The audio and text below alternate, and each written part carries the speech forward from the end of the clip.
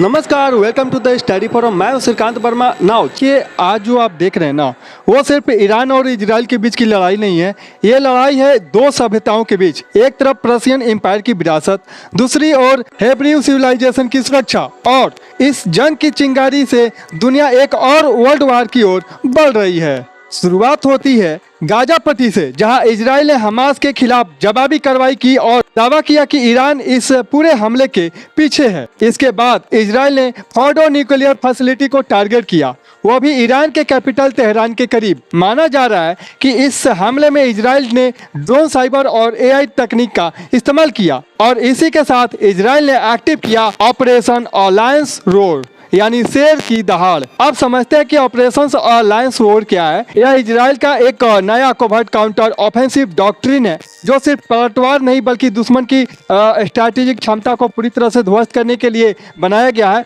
इसके तहत मोसाद और आईडीएफ की स्पेशल यूनिट को डीप पेनिट्रेशन, ड्रोन मिशन और इलेक्ट्रॉनिक ब्लैकआउट और टारगेटेड असैसिनेशंस की खुली छूट दे दी गई है। यानी अब तक सिर्फ रक्षा की नहीं, सीधा रेजिम डीस्टेबलाइजेशन तक मानी जा रही है। और इसके बाद इस हमले ने ईरान को पूरी तरह से भड़का दिया और अब शुरू होता है ऑपरेशन जुल्फिकार। ईरान ने एक्टिव कर दिया है अपना प्रॉक्सी नेटवर्क, एक शिया मिलिशिया नेटवर्क जो 6 देशों का फैला हुआ है, लेबनान, सीरिया, इराक, यमन और बहरीन। और कुछ रिपोर्ट्स के मुताबिक पाकिस्तान की सीमावर्ती इलाकों तक इसका असर है। इन ग्रुप्स को निर्देश मिला है कि एक साथ मोर्चा खोल दो ताकि इजराइल और उसके अलायंस की सीमाएं दबाव में आ जाए। मतलब ये लड़ाई सिर्फ इजराइल ईरान तक सीमित नहीं है, यह पूरा मिडिल ईस्ट जलने वाला है। अब ध्यान दीजिए ग्लोबल प्लेयर्स पे। इजराइल को मिल रहा है सीधा समर्थन यूएसए और यूके से। अमेरिका ने अपने 2 एयरक्राफ्ट कैरियर को पर्शियन गल्फ में तैनात कर दिया है। वहीं ईरान को अप्रत्यक्ष समर्थन मिल रहा है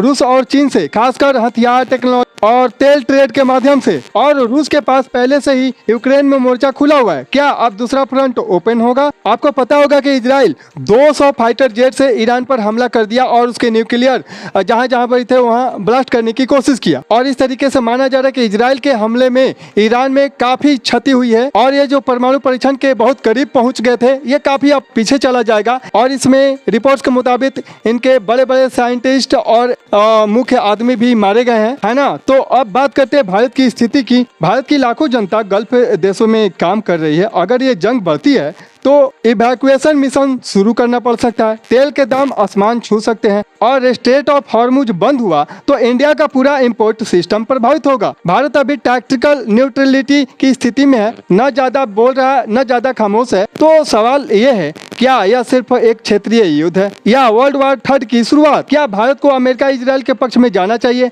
या तटस्थ रहना चाहिए? अपने विचार कमेंट में जरूर बताएं। वीडियो को लाइक शेयर करें और द स्टडी फोरम को सब्सक्राइब करना न भूलें। Thank you.